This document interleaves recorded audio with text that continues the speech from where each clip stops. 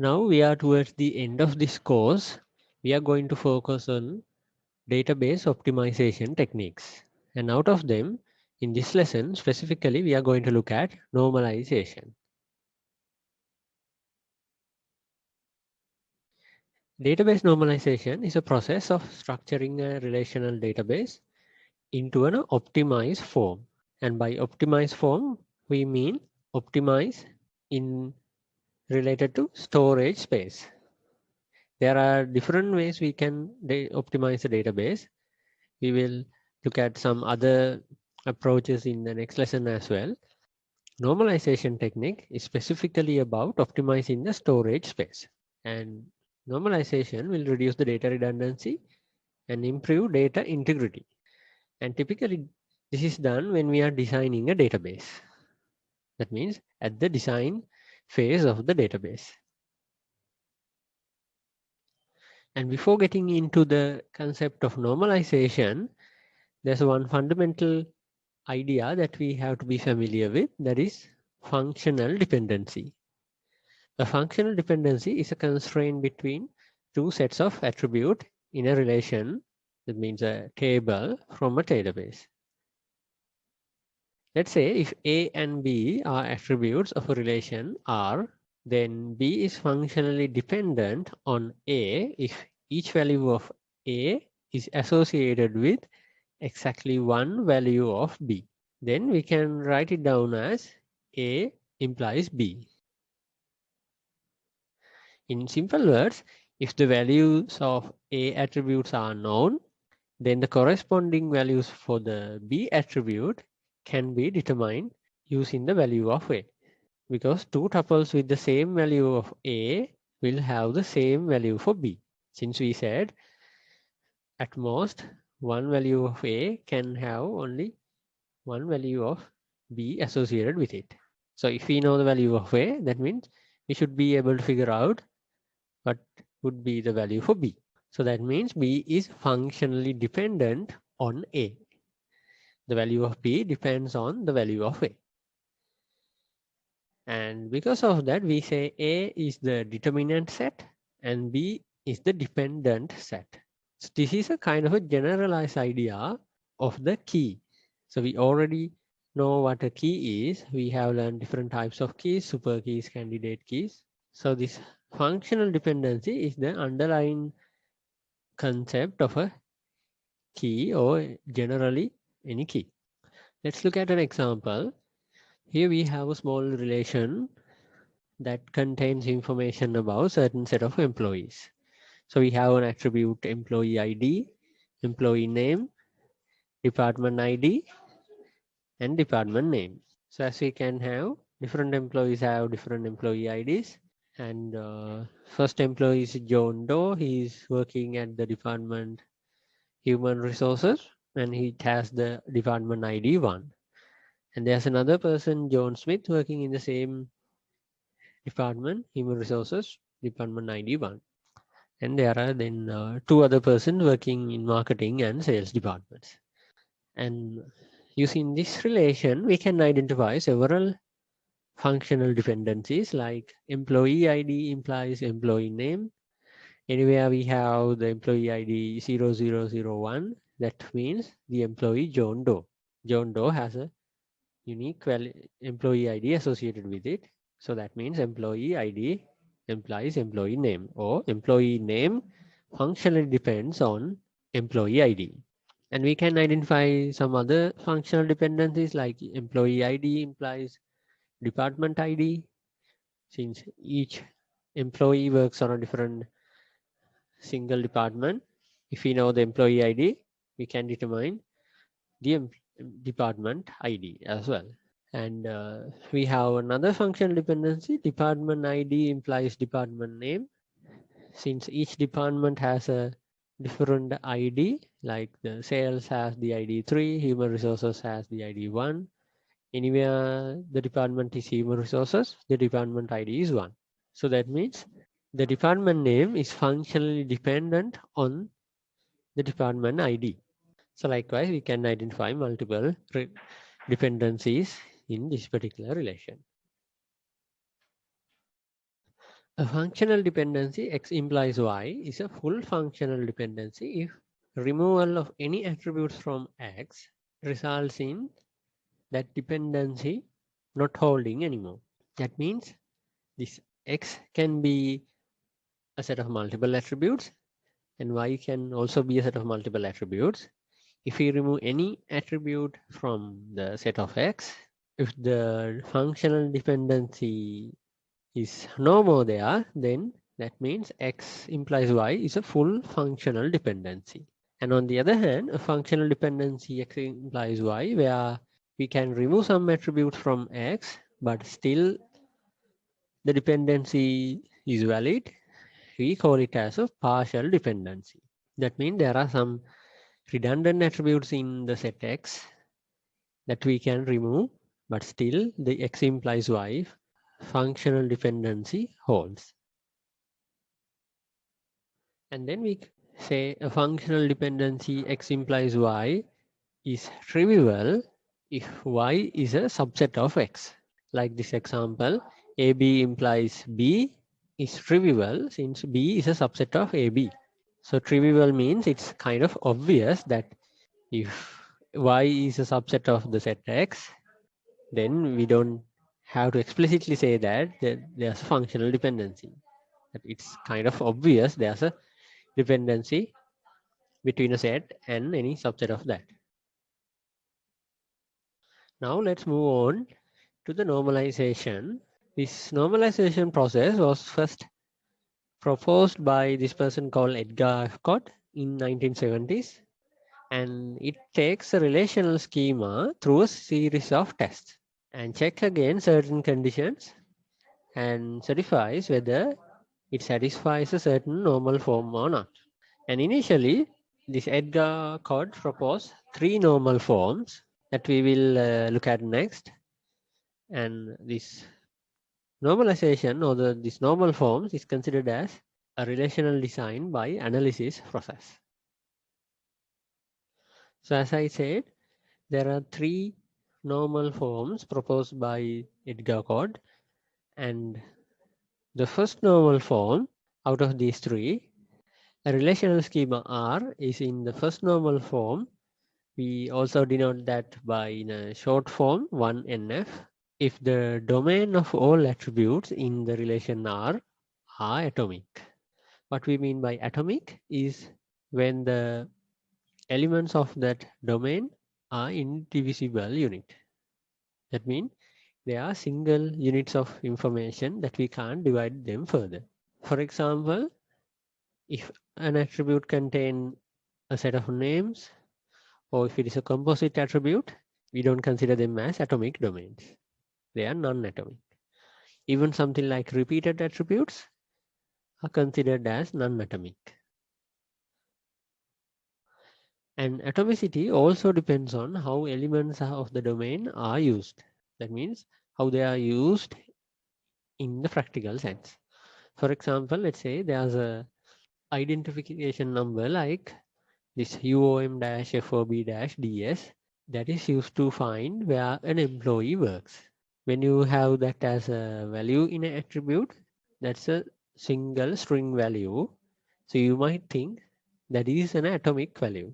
But since we are practically going to use it to find where an employee works by breaking down this into components like the UOM, FOB, and DS separately, we can't consider it as an atomic attribute since it kinds of combines multiple information together and we expect it to break down to find smaller sub-information.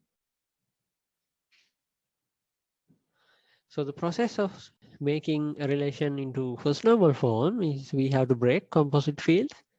If there are composite fields like let's say address or maybe name, we can break it down into subparts, first name, last name, or maybe street number, city, state, so on. And if there are repeating fields like let's say phone 1, phone 2, so on, we have to remove those repeating fields as well and add a new table that contains the repeating fields. So let's look at an example. So we have this customer table here, we have a customer ID, first name, surname, telephone 1, telephone 2. So as you can see here, this telephone 1, telephone 2 is a repeating attribute. The same kind of information, a telephone number, but since we want to have multiple phone numbers associated with a customer, we have repeated that field. So we can't have repeated attributes, that means non-atomic attributes in the first normal form. So if we want to make this relation optimized to first normal form, what we have to do is we have to remove these repeating attributes. So from the customer table, we remove telephone 1 and telephone 2. Add another table, customer telephone numbers, and have the customer ID as a foreign key and the phone number as another attribute. And now these two relations are in the first normal form. Let's look at another example as an exercise. So here we have a single relation called batting that contains some information about a cricket match. So we have the batting relation and it contains several attributes like match, inning, over and ball, player, player team, and so on. And now what we have to do is we have to check whether this relation is in the first normal form. And if it is not, we have to optimize into the first normal form. So let's try to optimize this into the first normal form. So let's look at this relation. So this actually contains ball by ball information about a match. And out of that, we can identify that there's an attribute called over and ball. So that is basically represent the over and the ball for a particular record. And that means this attribute is not going to be an atomic attribute. Since it contains the over as well as the ball information, that is a composite attribute. So that means the relation is not in the first normal form. So we have to break it down.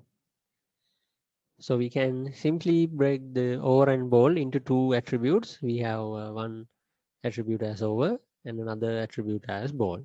And since over and ball was part of the primary key, over and ball, these two attributes are also part of the attribute primary key set.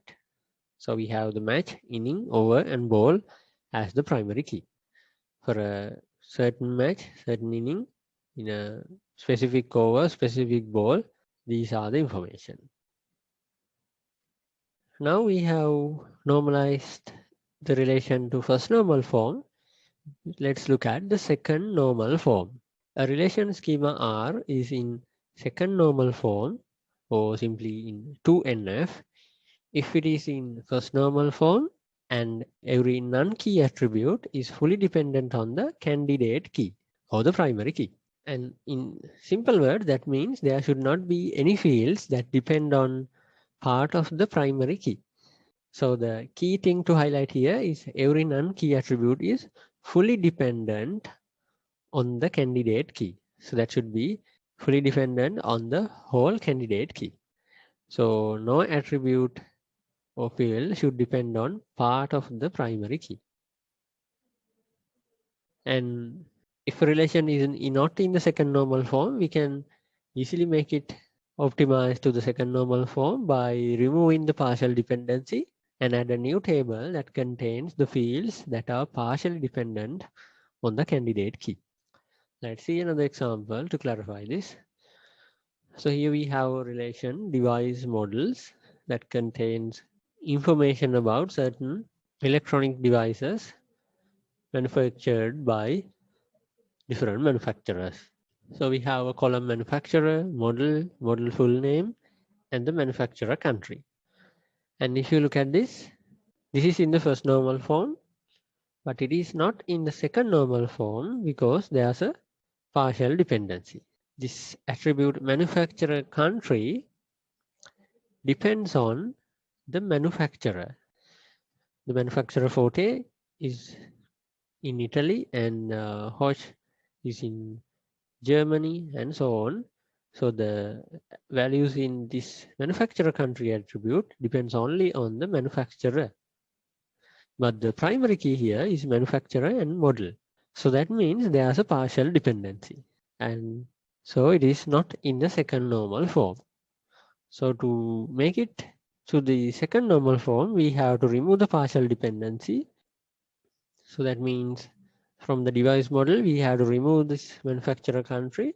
So we are left with this and create a new table to contain that partial dependency like this. So we have separated the manufacturer country into another table, manufacturers, and it has the manufacturer and the country as attributes. So now we know Forte is in Italy, Dento Fresh is in USA, and Foch in Germany.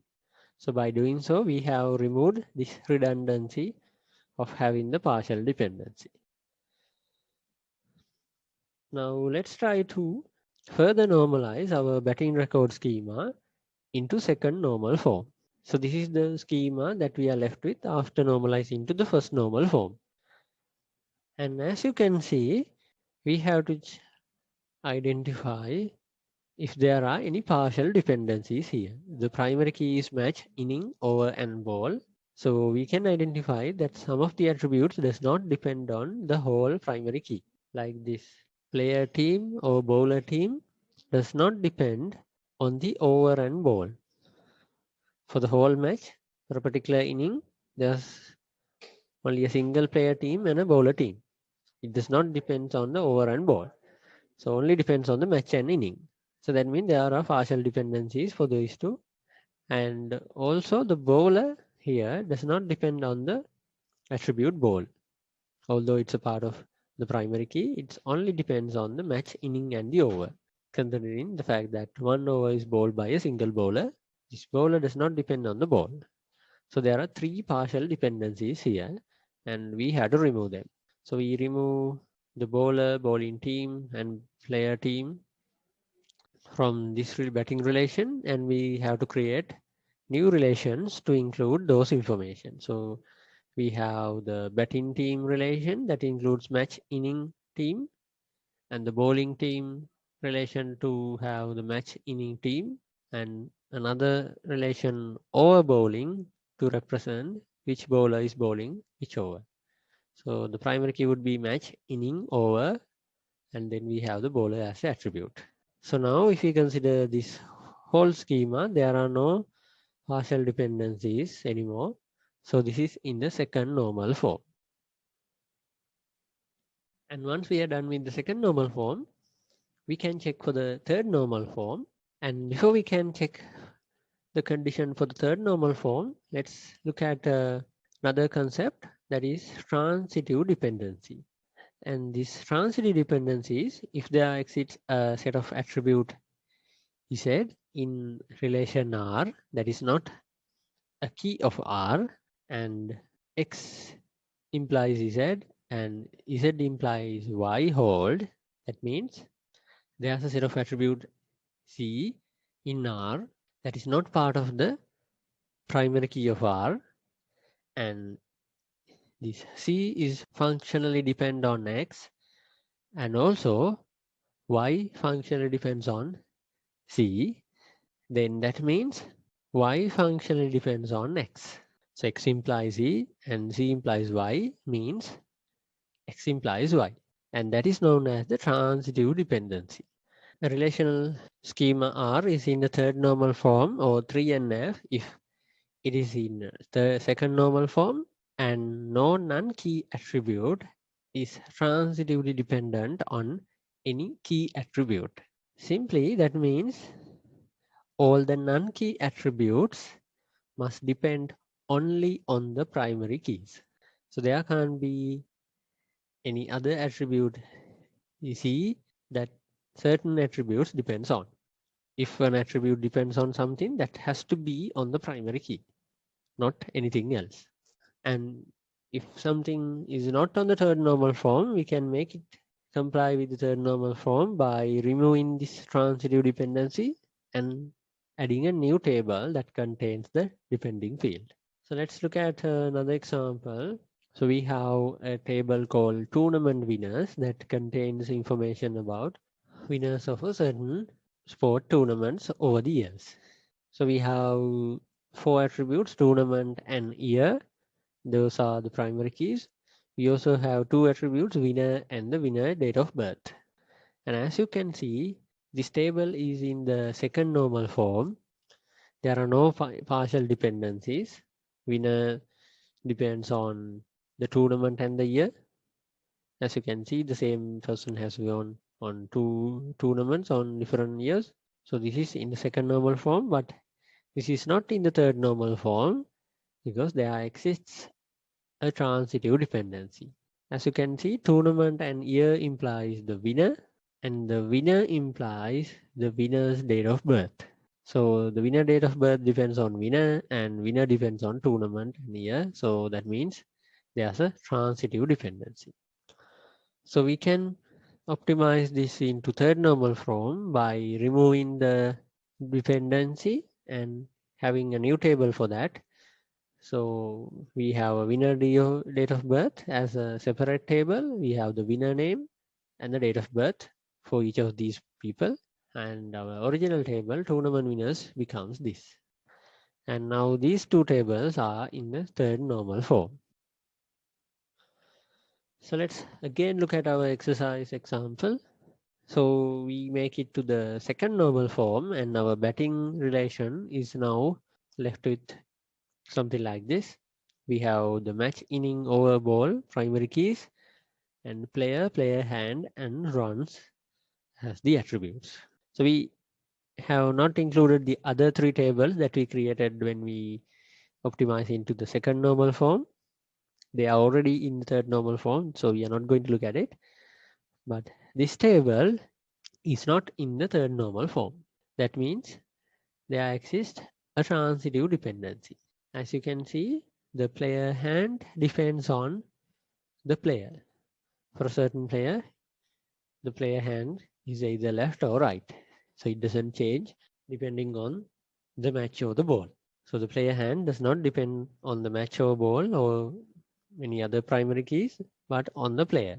And player, on the other hand, depends on the match inning and the over ball. So that means there's a transitive dependency from the primary key to the player hand. So we have to remove it, include another table, player batting hand. We have the player and the hand as attributes, and player hand is removed from here now. Now this schema is in the third normal form. So those are the 3 normal forms proposed by this person, Edgar Codd. And there's a nice way that summarizes the whole idea of this whole 3 normal forms. All non-key attributes will tell a fact about the key, the whole key, and nothing but the key. So all the non-key attributes should tell something about the primary key and should be about the whole key, not a part of the key, and nothing but the key. That means the attributes should only tell a story or a fact about the primary key, but nothing else. So this is a nice way of summarizing the whole idea about the 3 normal forms. Then there's another 4th normal form. The same Edgar Codd came up with another person, Boyce, and that is known as the Boyce-Codd normal form. And this Boyce-Codd normal form says a relation schema R is in the Boyce-Codd normal form, or we simply call it as BCNF, if all functional dependencies in X implies A in relation R, X has to be a superkey of R. This Boyce-Codd normal form, BCNF, or sometimes we call it as 3.5NF, is a slightly strict version of the third normal form. The difference is the third normal form makes a distinction between the key and non-key attributes, but BCNF does not. As you remember, in the third normal form, we said any non-key attribute should only depend on the primary key. There should not be transitive dependencies for non-key attributes. But in BCNF or Boyce-Codd normal form, we don't have that restriction of non-key attributes. It says For any functional dependency X implies A, X has to be the primary key. That means there should not be any transitive dependency, whether it's key attributes or non-key attributes. And that means a relation in Boyce-Codd normal form is already in the third normal form. Since BCNF is a more strict version of third normal form, anything in BCNF should also be in third normal form. And you will find that most of the practical cases, if something is in the third normal form, that is also in the BCNF, only in certain rare cases, we will encounter something in the third normal form, but not in BCNF. And there's a rule that if a third normal form table does not have multiple overlapping candidate keys, then it is guaranteed to be in the Boyce-Codd normal form as well. So let's look at a small example to clarify this Boyce-Codd normal form. So here we have a bookings table and we have whole, date as primary keys and the customer and package as two attributes. So that describes for a certain hall on a certain date, a customer has booked the hall for a package. So as you can see, this is in the third normal form since there are no transitive dependencies in non-key attributes. Like the customer depends on the hall and the root date. Package depends on the hall and the date. And that means there are no transitive dependencies. So that is in the third normal form. But there exists another functional dependency, that is package implies which hall that is booked. If we consider the weddings are held in the ballroom and the conference are held in the conference room, the hall depends on the package. So there's a dependency from package to hall, but that is okay for the third normal form since it only says all non-key attributes should not have transitive dependencies. So hall is a key attribute. So having this dependency is okay for the third normal form. It does not look at the key attributes. But for the Boyce-Codd normal form, it does not say that part non-key attribute. It says for any attribute, there should not be transitive dependencies. So that means we have a transitive dependency, whole date implies package, and package implies whole. So according to the Boyce-Codd normal form, this is not in the BCNF, since whole depends on package and package is not a super key. So we have to break it down. We remove package from this table and create another table called packages. And the primary key is package, wedding, has ballroom, and maybe another value party is also held in ballroom, and so on. And that's the whole idea about normalization. And let's now look at denormalization, which is the opposite process of normalization.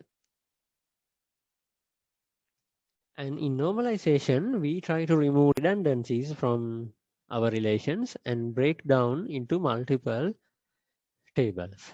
So our storage is optimized, but that means we have to query information from multiple tables or relations to extract information from these databases. Since we have broken down into multiple tables, now if you have to extract certain information, our query should join multiple different tables. And that can be slow, and sometimes we have to add redundancy back into the relation schema to have better performance in terms of query speed. And that is known as denormalization, opposite of normalization. And denormalization does not mean not doing normalization. That is not true. Denormalization is a optimization technique that should be applied after doing normalization. So if you just keep the relation schema as it is, you can't say it is denormalized. You have to first normalize, and depends on certain performance requirements, you have to denormalize and introduce redundancy back. So let's consider this table student that includes an ID, name, and the GN division, that is for the Gramanera division, and district and province. So this is a typical student information table, and as you can see, there are a lot of transitive dependencies, like the district depends on GN division, province depends on district. So if we make it to third normal form, we have to break it all down into multiple tables. So we will have something like this. We will have the student table only having the ID, name, and GN division. And we will have a separate table for district that indicate which GN division is in which district. And we will also have another table for province districts indicating which districts belongs to which province. So altogether now we have 3 tables. Let's say if we want to find out all students of a particular province, now we have to join district divisions and province district table to the student table. Since the student table only has the attribute GN division, we have to join that table into the student table. And then to find the province for that particular district, we have to join province district table as well. So we have to have 2 join, and that is not going to be very efficient. Since join operations are computationally expensive, it is going to take more amount of time to execute the query. And if you are talking about thousands of student records, that might be a considerable drawback. And in this kind of situation, we might want to reintroduce redundancy to optimize query performance. And that depends on how we are going to actually use this database. If we are going to have frequent queries like this, finding all students in a particular province, we might want to have redundancy back into the student table and reintroduce this district and province columns onto the table. So that depends on the context. That depends on how many queries you are going to run and what type of queries you are going to run, and how important is the query speed for your application.